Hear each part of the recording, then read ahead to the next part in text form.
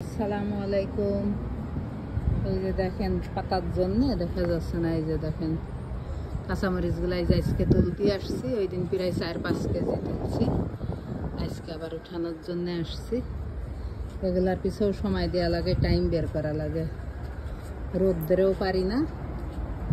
এই যে দেখেন কাঁচামরিচ গাছগুলা, এখন যে দেশে বন্যা হয়েছে, এখন কাঁচামরিচ স্বর্ণের সমান দাম হবে, দেখবেন কিভাবে দাম হয়।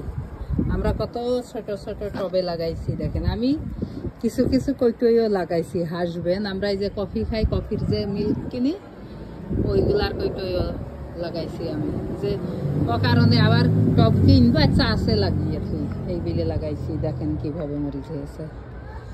আমি এইবারের মতন আমার একবার এক একটা জিনিস খুবই বেশি হয়। গতবার খুবই লাউ হয়েছিল, এবার এখনো লাউ একটাও খাই নাই, 2টা দাঁড়িয়েছে এখন।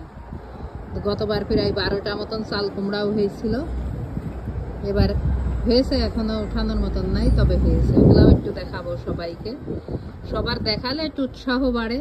অনেকেই করেন না, আপনারা দেখলে মনে হয় যে এটা তো ইজি, একটু লাগালেই কষ্ট করলি। বাংলাদেশে তো সব ফরমালিন মাখা মিশানোও থাকে, আর যদি নিজেরা লাগিয়ে খান তাহলে তো একদম ফ্রেশটা, সেন্টও আলাদা। দেখেন কিভাবে ধরছে।